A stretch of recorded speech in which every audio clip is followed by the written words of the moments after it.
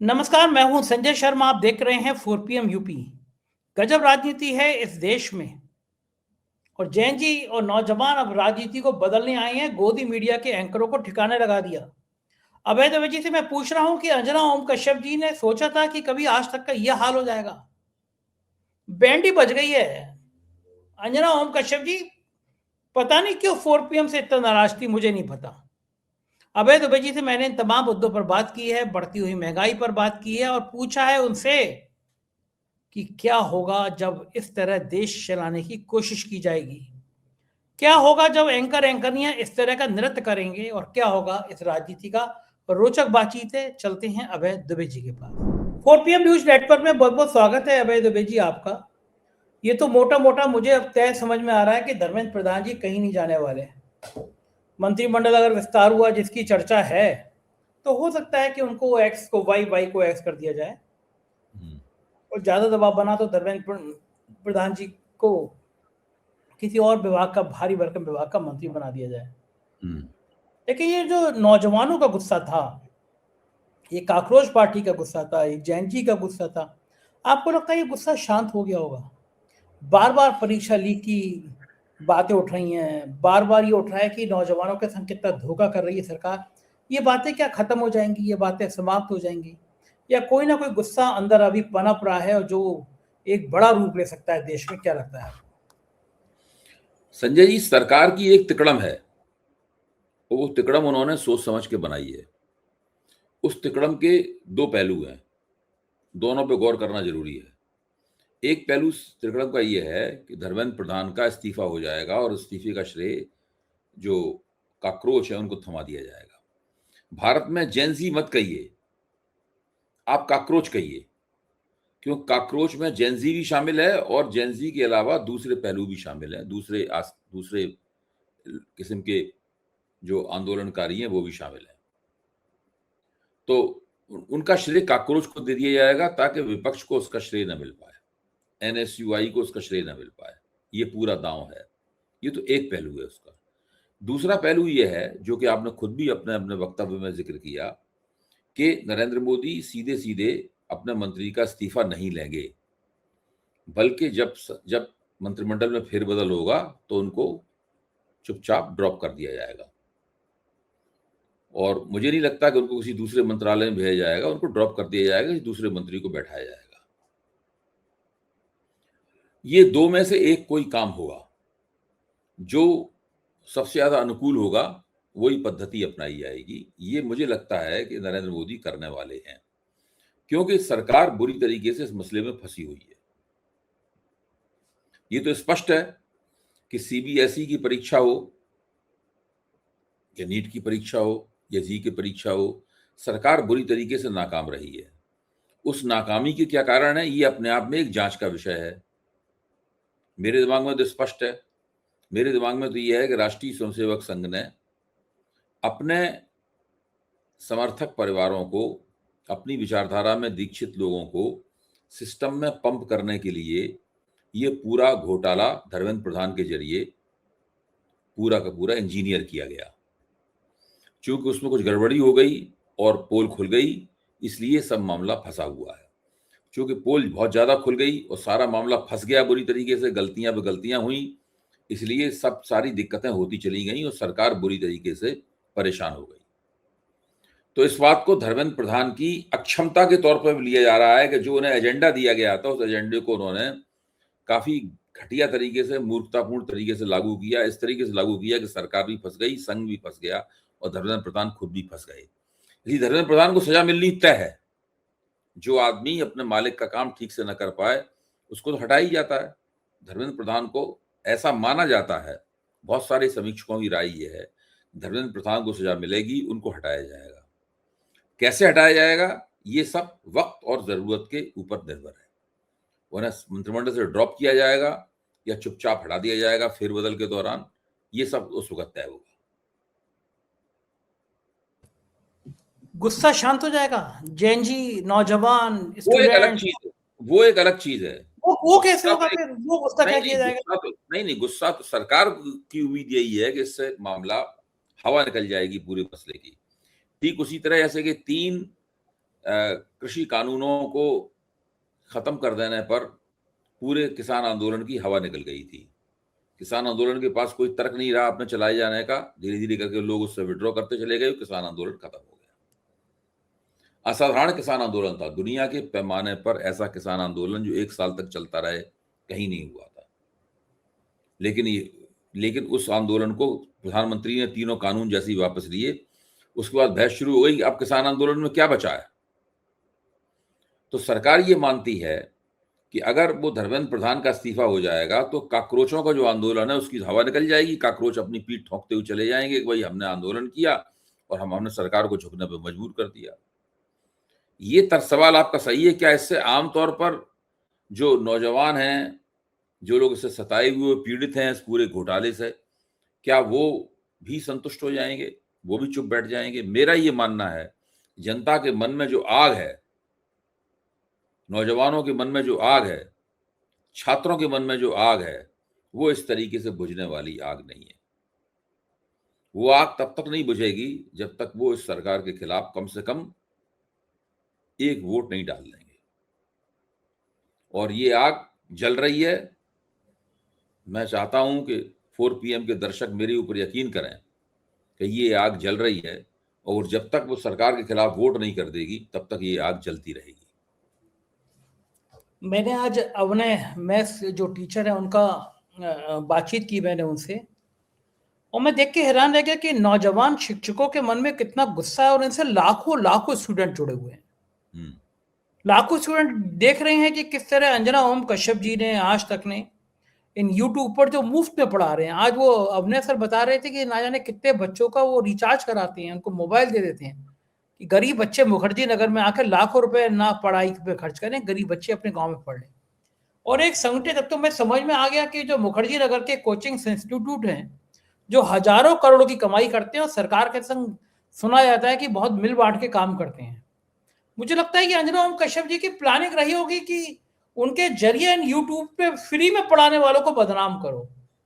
अगर ये सब गरीब बच्चे फ्री में पढ़ लेंगे तो मुखर्जी नगर के ये जो हजारों करोड़ कमा रहे हैं कैसे कमाएंगे? और आज तक पे ये दांव उल्टा पड़ गया। मुझे याद नहीं आ रहा पिछले 2 सालों में किसी टीवी एंकर की इतनी फजीयत हो। अंजना ओम जी पहुंच गई हाई कोर्ट में, मेरे खिलाफ भी, 4 PM के खिलाफ भी मुकदमा किया, लेकिन जो जनमानस में जो रिएक्शन देख रहा हूँ, ट्विटर पे बाढ़ आई पड़ी है, फेसबुक पे बाढ़ आई पड़ी है। अंजना ओम कश्यप जी को एक दिन अपना इंस्टाग्राम बंद करना पड़ गया, यह हाल हो गया है।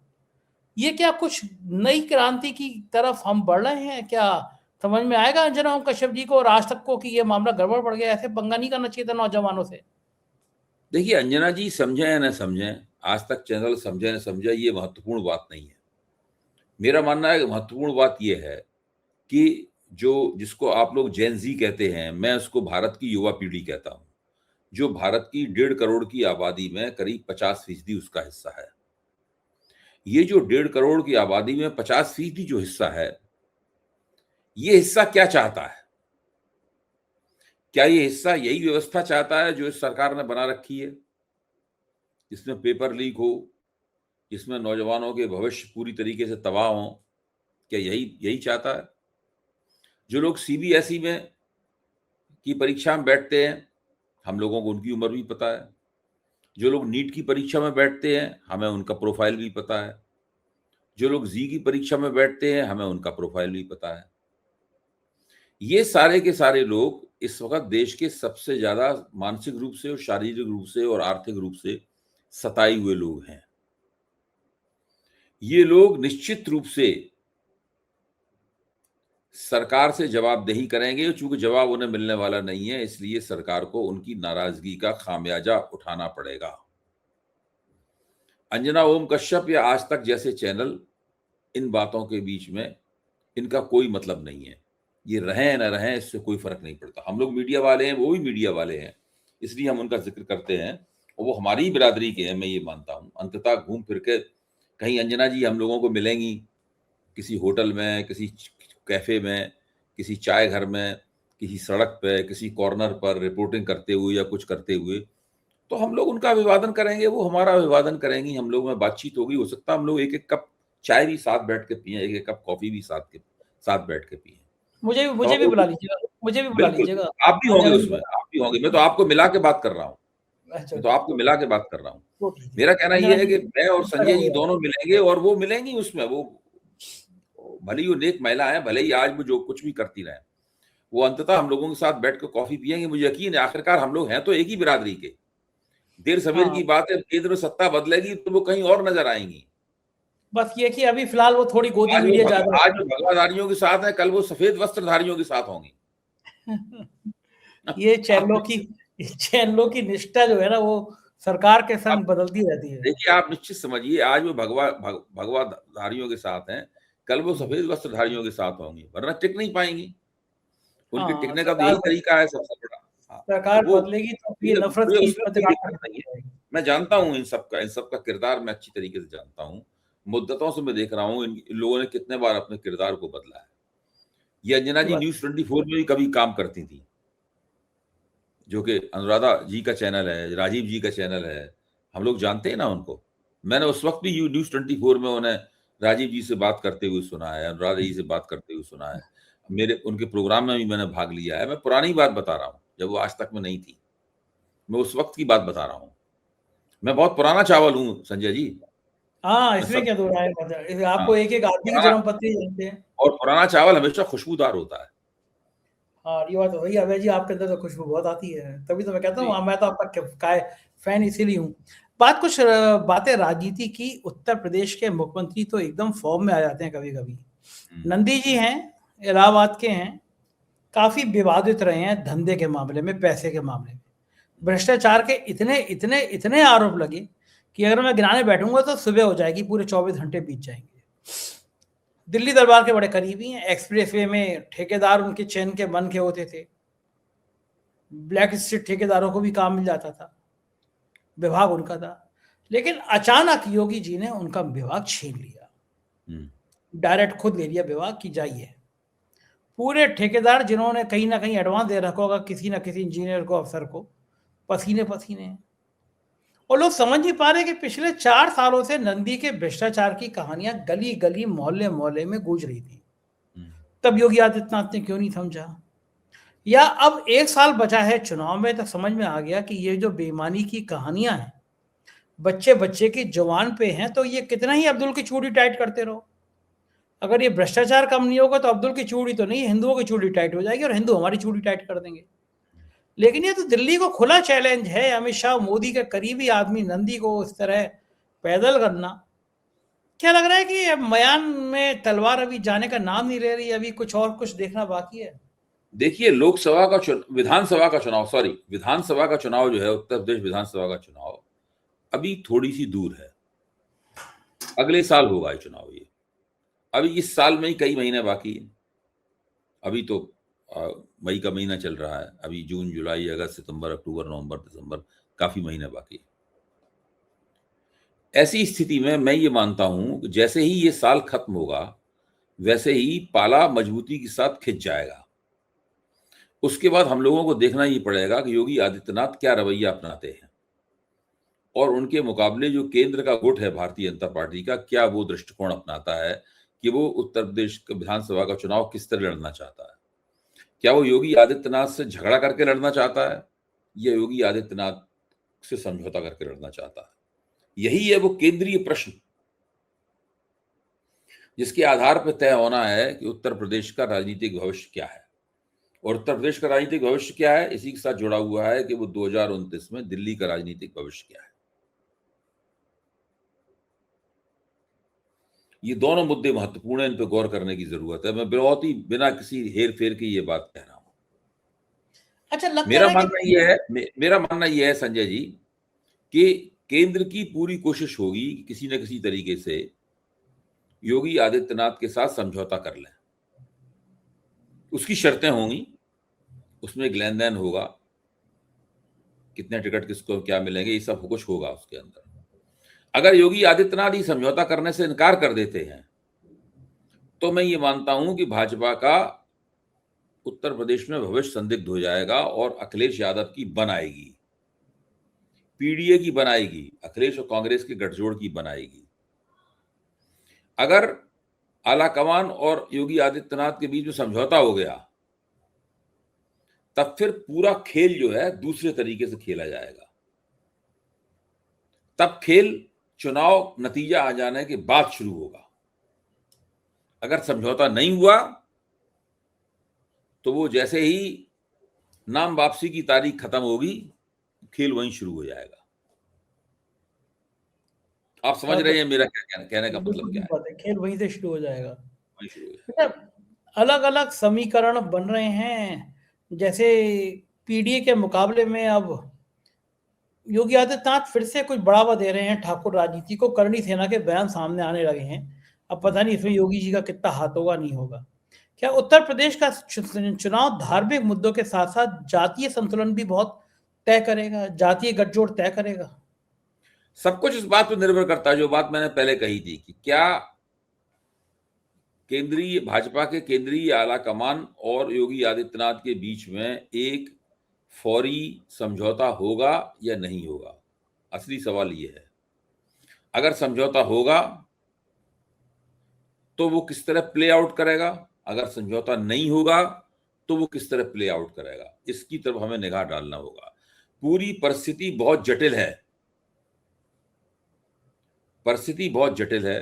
वो किस तरीके से अपने आप को सामने पेश करेगी सबके, किस तरह पूरा राजनीतिक खेल होगा, ये तब तय होगा उसके हिसाब से, उससे पहले तय नहीं होगा। ठीक बात है, मैं मानता हूँ। दूसरी बात मैं एक महत्वपूर्ण पूछना ये चाहता हूँ कि आप तो खैर मंदिर वंदिर नहीं जाते हैं, ज़्यादा पूजा पाठ में यकीन नहीं करते, लेकिन जैसे मैं मंदिर जाता हूँ, मैंने कई बार देखा कि लड्डू भगवान जी को चढ़ाऊं तो वो लड्डू रखा रहता है। तो भगवान जी के तो किसी काम का नहीं है लड्डू, फिर वो लड्डू हम लोगों को मिल जाए या हम लोग खा लेते हैं।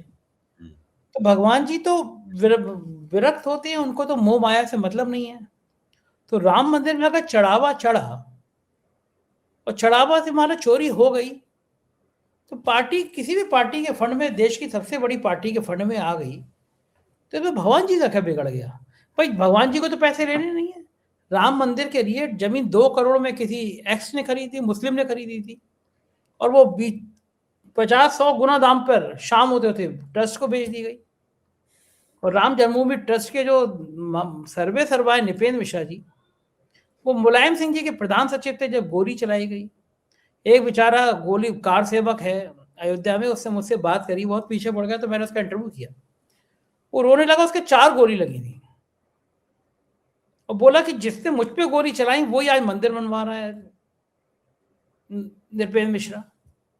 भगवान राम की भी लीला देखी है कि उनके बेटे को टिकट मिला, भगवान जी को जिता देना चाहिए कि देखो बंदा मेरा मंदिर बनवा रहा है, बेटे को भी हरवा दिया।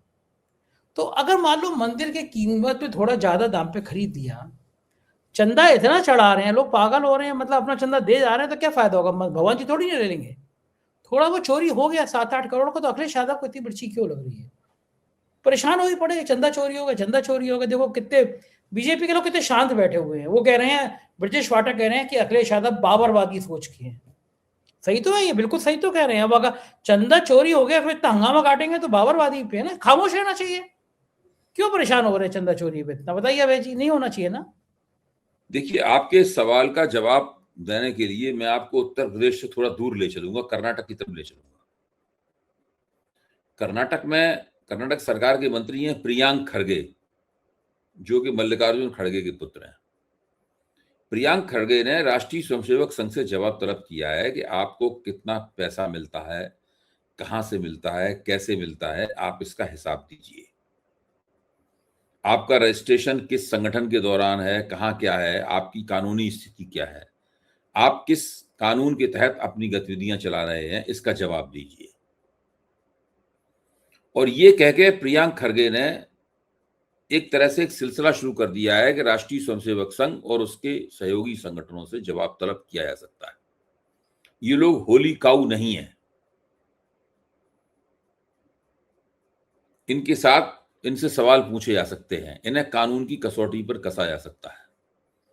आज तक मुझे ताज्जुब है कि इंदिरा गांधी की सरकार ने या बाद में फिर सोनिया गांधी की सरकार ने या किसी और सरकार ने राष्ट्रीय स्वयंसेवक संघ को इस कसौटी पर नहीं कसा। प्रियंक खड़गे ने यह भी कहा है कि अगर आप ठीक से इस कसौटी पर खड़े नहीं उतरते हैं तो आपके ऊपर प्रतिबंध लगाने का केस भी बनता है। मैं क्यों बोल रहा हूं? मेरा कहना है कि यही है वो सही तरीका। जो संघ और उसके संगठनों पर लागू किया जाना चाहिए। राम मंदिर का चंदा किसकी जेब में जाता है? ये तो राम मंदिर बनने की बात कह रहे हैं। मैं कह रहा हूं बनने के पहले कितना रुपया जमा किया गया राम मंदिर के लिए। अशोक सिंह कहा जाता है कि अशोक सिंघल के घर में एक कमरा था जिसके अंदर बड़े बड़े बक्से थे, इनके अंदर नकदी भरी रहती थी उन बक्सों में। कोई उस कमरे में घुस नहीं सकता था। एक बार एक पत्रकार भटकते भटकते उन कमरों में घुस गया और उन बक्सों में नकदी देख के वो भौचक्का रह गया। आपने उसने लिखा तो कुछ नहीं, बोला तो कुछ नहीं, लेकिन मुंह जवानी तमाम पत्रकारों को उसने बात बताई कि ऐसा हमने देखा।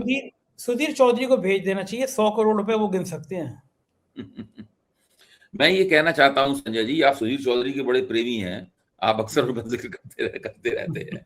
मैं ये कहना चाहता हूं कि असली मुद्दा ये है कि राम जन्मभूमि आंदोलन के जो संचालक हैं, चाहे वो चंपत राय हों, चाहे वो हों आपके नृपेंद्र मिश्रा हों, कोई भी हो, वो राम जन्मभूमि जो मंदिर निर्माण ट्रस्ट है उसके संचालक हैं, अगर वो कोई भी हो, उन सबको कानून की कसौटी पर कसा जाना चाहिए। उनसे पूछा जाना चाहिए कि आप बताइए कि कानून की किस धारा के तहत, किस प्रावधान के तहत अपनी ये गतिविधियां आप चला रहे हैं। आप कानून से ऊपर नहीं है। आपने चंदा जमा किया है, उसका आपने हिसाब दिया है कि नहीं दिया है? ये चंदा किन लोगों से आया है, ये आपने बताया है कि नहीं बताया है? इस चंदे का आप क्या इस्तेमाल कर रहे हैं, ये आपने बताया है कि नहीं बताया है? ये सबसे महत्वपूर्ण बात है। जिस दिन इस देश की सरकार, राष्ट्रीय स्वयंसेवक संघ, राम जन्मभूमि आंदोलन और भारतीय जनता पार्टी इन तीनों को कानून की कसौटी पर कसना शुरू कर देंगे, उस दिन इस देश में काफी समस्याओं का हल हो जाएगा। एक वो संजय सिंह है, वो बाजी नहीं आते, इतने खुराफाती है, नारे लगाते हैं चंदा चोर गद्दी छोड़। वो तो सीधा सीधा नारे लगाने पे आ जाते हैं, मतलब इतना तीखे नारे। एक बार जेल चले गए थे वो, तब भी डरते नहीं है। संजय राउत हो गए, संजय सिंह हो गए, ये नाम ही खुराफाती है संजय। देखिए संजय जी जो है ना, मैं उनको व्यक्तिगत रूप से जानता हूँ, बड़े बड़े अच्छे मित्र हैं, और उस वक्त से मैं उन्हें जानता हूं जब भ्रष्टाचार विरोधी आंदोलन चल रहा था। किसी को उम्मीद भी नहीं थी कि लोग कभी चुनाव लड़ेंगे और सत्ता में आएंगे, संजय जी राज्यसभा के सदस्य बनेंगे, किसी को पता नहीं था। संजय जी को भी पता नहीं था, उन्हें बनाने वालों को भी पता नहीं था। बिल्कुल वो परिस्थिति बिल्कुल दूसरी थी। मैं तब से उन्हें जानता हूं।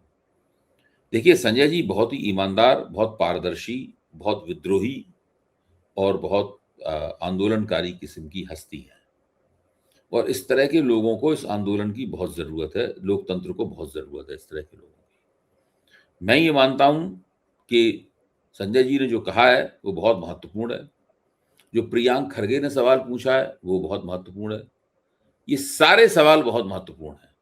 इन सवालों का जवाब चाहिए ही चाहिए। अगर भारतीय लोकतंत्र की रक्षा करनी है तो हर एक को कानून, हम जो कुछ कमाते हैं कानून की कसौटी पर उसको कसते हैं। हम टिकट हम उसका इनकम टैक्स देते हैं। हमारा नाम इनकम टैक्स की वेबसाइट पे है। हम एक एक पैसा कमाते हैं, उनका नाम इनकम टैक्स की वेबसाइट पे है। जिसको चाहिए वो देख ले। संजय शर्मा जो कमाते हैं उनका नाम इनकम टैक्स की वेबसाइट पे है। हम लोग कोई पीठ पीछे तो कोई लेते देते नहीं। ये स्थिति इस बात का सबसे बड़ा सबूत है कि संजय सिंह जो कह रहे हैं उस बात में दम है, और उस बात को समझा जाना चाहिए। उस बात का महत्व समझा जाना चाहिए। अच्छा, बस मेरी एक आखिरी बात में मेरी बात का समर्थन कर दीजिएगा। ये जो संजय नाम के लोग होते हैं डरते नहीं है, संजय सिंह, संजय राउत और फिर संजय शर्मा। बहुत बहुत बहुत बहुत शुक्रिया। मैं बिल्कुल सहमत हूँ। मैं भी संजयवादी। महाभारत काल संजय आवाज वही थे, संजय शुक्रिया। बहुत बहुत शुक्रिया अभय जी, बहुत बहुत शुक्रिया, थैंक यू। ये थे अभय जी। पूरी बातचीत आपने सुनी। बात देखिए आप, कैसे कैसे गोदी मीडिया के एंकर हैं, अभी भी इतना अकड़ रहे हैं। खान सर के लिए कितने कितने अपशब्द का इस्तेमाल अभी भी अपने चैनल पर कर रहे हैं। अगर आप चैनल के मालिक है, इसके मतलब कि आप किसी के लिए भी अपशब्द कहेंगे। लेकिन ये देश के नौजवान जो है ना, ये भड़क गए हैं, और भड़के हैं तो मामला आर पार होगा। मैं सही कह रहा हूं या गलत कह रहा हूं, कमेंट करके जरूर बताइएगा। मुझे आपकी बात का बहुत बेसब्री से इंतजार रहता है। जरूर कीजिएगा कमेंट। बहुत बहुत शुक्रिया इस प्यार के लिए।